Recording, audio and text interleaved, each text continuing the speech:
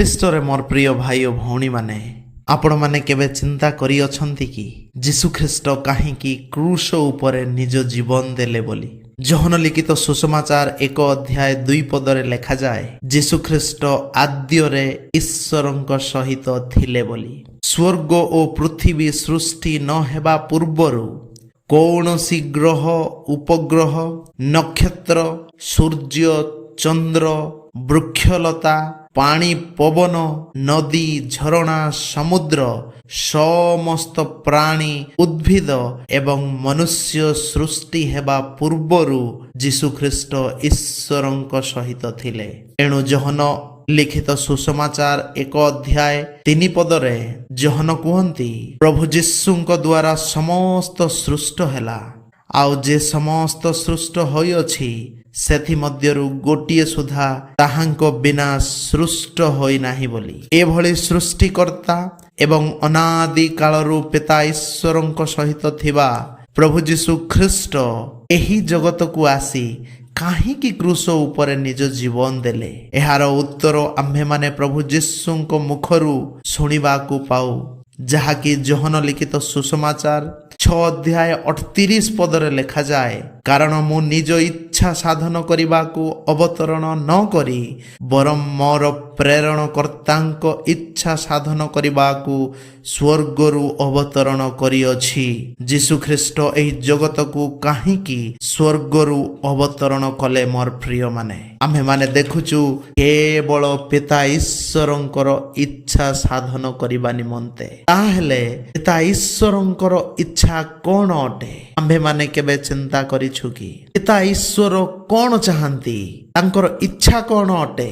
ପବିତ୍ର ଶାସ୍ତ୍ର ବାଇବେଲରେ ଅନେକ ପିତା ଈଶ୍ୱରଙ୍କ ଇଚ୍ଛାକୁ ଆମମାନେ ଦେଖିବାକୁ ପାଇଥାଉ, କିନ୍ତୁ ସେମାନଙ୍କ ମଧ୍ୟରୁ ସବୁଠାରୁ ଅଧିକ ମହତ୍ୱପୂର୍ଣ୍ଣ ଓ ପ୍ରଥମ ଇଚ୍ଛା, ଯାହାକି ଆମ୍ଭେମାନେ ପ୍ରଥମ ତିମୋଥୀ 2 ଅଧ୍ୟାୟ 4 ପଦରେ ପଢ଼ିଥାଉ, ସମସ୍ତେ ଯେପରି ପରିତ୍ରାଣ ଓ ସତ୍ୟ ସମ୍ବନ୍ଧରେ ଜ୍ଞାନ ପ୍ରାପ୍ତ ହୁଅନ୍ତି, ଏହା ସେ ଇଚ୍ଛା କରନ୍ତି ବୋଲି ଏହି ପଦରେ ଲେଖାଯାଏ। ଏଠାରେ ଆମମାନେ ପରମେଶ୍ୱର ବା ଆମମାନଙ୍କର ପିତା ଈଶ୍ୱରଙ୍କର ଇଚ୍ଛାକୁ ଦେଖିବାକୁ ପାଉଅଛୁ। ମୋର ପ୍ରିୟମାନେ, ମୁଁ ଆପଣମାନଙ୍କ ଧ୍ୟାନ ଏହି ପଦର ପ୍ରଥମ ଭାଗକୁ ନେଇଯିବା ପାଇଁ ଚାହେଁ। ଏଠାରେ ଲେଖାଯାଏ, ସମସ୍ତେ ଯେପରି ପରିତ୍ରାଣ ପ୍ରାପ୍ତ ହୁଅନ୍ତି, ଏହା ସେ ଇଚ୍ଛା କରନ୍ତି ବୋଲି। ପରିତ୍ରାଣ କହିଲେ କଣ ବୁଝନ୍ତି ଆପଣମାନେ? ପରିତ୍ରାଣର ଅର୍ଥ କଣ? ପରିତ୍ରାଣ ଶବ୍ଦର ଅର୍ଥ କଣ? ମୋର ପ୍ରିୟମାନେ, ପରିତ୍ରାଣ କହିଲେ ମୁକ୍ତି ବା ଉଦ୍ଧାର ବା ରକ୍ଷାକୁ ବୁଝାଇଥାଏ। ଈଶ୍ୱର ଆମ୍ଭମାନଙ୍କୁ ପରିତ୍ରାଣ ପାଇବା ପାଇଁ ଇଚ୍ଛା କରନ୍ତି।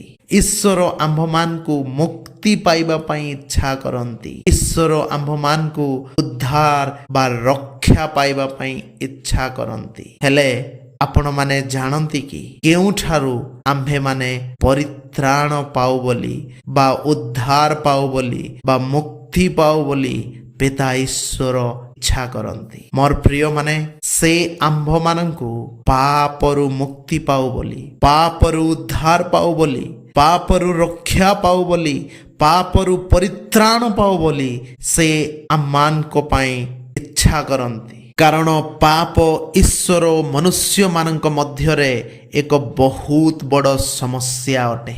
ଈଶ୍ୱର ପବିତ୍ର, ଧାର୍ମିକ, ନ୍ୟାୟୀ, ନିର୍ଦ୍ଦୋଷ ହୋଇଥିବା ହେତୁ ସେ ପାପୀ ମନୁଷ୍ୟକୁ ଯେତେ ପ୍ରେମ କଲେ ସୁଦ୍ଧା ସେମାନଙ୍କ ସହିତ ଏକତ୍ର ବାସ କରିପାରନ୍ତି ନାହିଁ।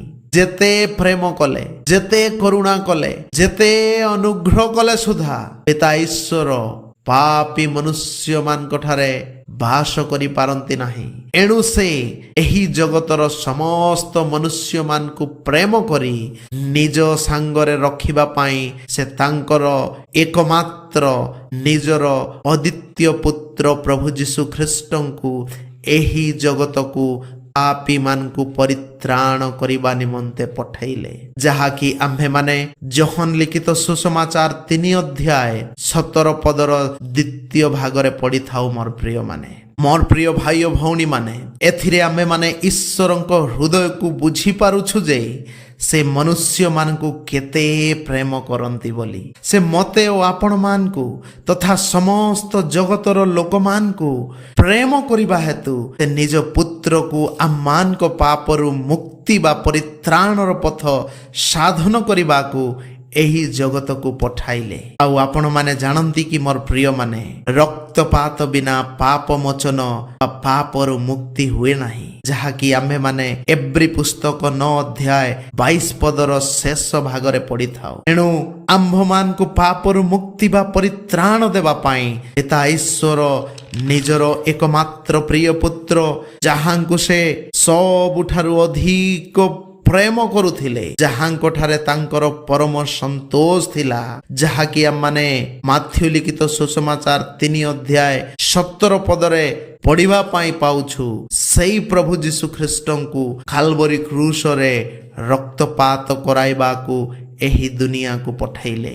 ଏଣୁ ମୋର ପ୍ରିୟ ଭାଇ ଓ ଭଉଣୀମାନେ, ଆପଣମାନେ ଯେତେବେଳେ ଯୀଶୁ ଖ୍ରୀଷ୍ଟଙ୍କ କ୍ରୁଶ୍ୟ ମୃତ୍ୟୁକୁ, ତାଙ୍କର ତାଡ଼ନା, ଅପମାନ, ଆଘାତକୁ ସ୍ମରଣ କରନ୍ତି, ସେତେବେଳେ ଏହା ନିଶ୍ଚୟ ସ୍ମରଣ କରିବେ ଯେ ପିତା ଈଶ୍ୱର ଆପଣଙ୍କୁ କେତେ ପ୍ରେମ କରନ୍ତି ବୋଲି, ଆଉ ସେ କେତେ ତୀବ୍ର ଇଚ୍ଛା କରନ୍ତି ଯେ ଆପଣ ପାପରୁ ପରିତ୍ରାଣ ବା ମୁକ୍ତି ପାଆନ୍ତୁ ବୋଲି। କାରଣ ସେ ଆପଣଙ୍କ ଓ ମୋ ସହିତ ସଦାକାଳ ବାସ କରିବାକୁ ଚାହାନ୍ତି। ମୋର ପ୍ରିୟମାନେ, ସେଥିପାଇଁ ସେ ଆମମାନଙ୍କୁ ପ୍ରେମ କରି ତାଙ୍କର ଏକମାତ୍ର ପୁତ୍ର ପ୍ରଭୁ ଯୀଶୁ ଖ୍ରୀଷ୍ଟଙ୍କୁ ଦାନ କରିଦେଲେ, ଯାହାକି ଆମ୍ଭେମାନେ ଯୋହନ ଲିଖିତ ସୁସମାଚାର 3 ଅଧ୍ୟାୟ 16 ପଦରେ ପଢୁ।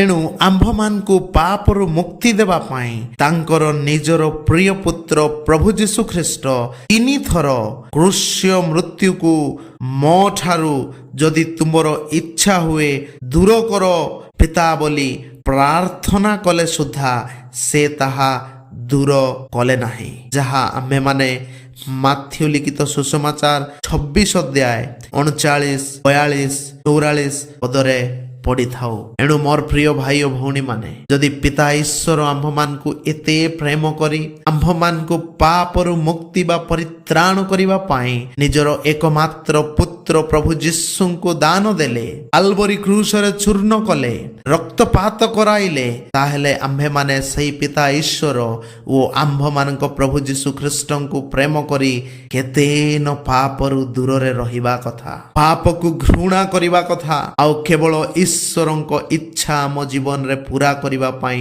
ଚେଷ୍ଟା କରିବା କଥା। ଯେପରି ଯୀଶୁ ଖ୍ରୀଷ୍ଟ ମଧ୍ୟ କେବଳ ପିତା ଈଶ୍ୱରଙ୍କ ଇଚ୍ଛା ପୁରା କରିବା ହେତୁ ଆମ୍ଭମାନଙ୍କୁ ପାପରୁ ମୁକ୍ତି ଦେବା ନିମନ୍ତେ କାଲବରୀ କ୍ରୁଶରେ ନିଜ ଜୀବନକୁ ଦେଲେ। ଏଣୁ ପ୍ରିୟ ଭାଇ ଓ ଭଉଣୀମାନେ, ଆସୁ ଆମ୍ଭେମାନେ ବର୍ତ୍ତମାନ ଠାରୁ ଈଶ୍ୱରଙ୍କ ଇଚ୍ଛାରେ ଜୀବନ ଅତିବାହିତ କରିବା ଲୋକ ହେଉ, ଈଶ୍ୱରଙ୍କର ମହିମାର କାରଣ ହେଉ, ଈଶ୍ୱରଙ୍କର ଗୌରବର କାରଣ ହେଉ, ଆଉ ଏ ପାପମୟ ଦୁନିଆରେ ଆମମାନଙ୍କର ସ୍ୱର୍ଗସ୍ଥ ପିତା ଆଉ ପ୍ରଭୁ ଯୀଶୁ ଖ୍ରୀଷ୍ଟଙ୍କ ପାଇଁ ସାକ୍ଷୀ ହେଇ ଜୀବନ ବିତାଉ, ଆଉ ଈଶ୍ୱରଙ୍କର ପବିତ୍ରତାକୁ, ଧାର୍ମିକତାକୁ, ନ୍ୟାୟକୁ ଆମମାନଙ୍କର ଜୀବନରେ ପରିପ୍ରକାଶ କରିବା ପାଇଁ ଚେଷ୍ଟା କରୁ, ଆଉ ପିତା ଈଶ୍ୱର ଆଉ ପ୍ରଭୁ ଯୀଶୁ ଖ୍ରୀଷ୍ଟଙ୍କୁ ସଦା ସର୍ବଦା ଆମ ଜୀବନରେ ଗୌରବ ଦେଉଥାଉ, ମହିମା କରୁଥାଉ, ତାଙ୍କରି ସ୍ତୁତି କରୁଥାଉ, ତାଙ୍କରି ପ୍ରଶଂସା କରୁଥାଉ, ଆଉ ତାଙ୍କରି ପାଇଁ ଜୀବନ ବିତାଉଥାଉ। ପ୍ରଭୁ ଆମ ସମସ୍ତଙ୍କୁ ଏହି ବାକ୍ୟ ଦ୍ୱାରା ଆଶୀର୍ବାଦ କରନ୍ତୁ। ଆମେନ୍।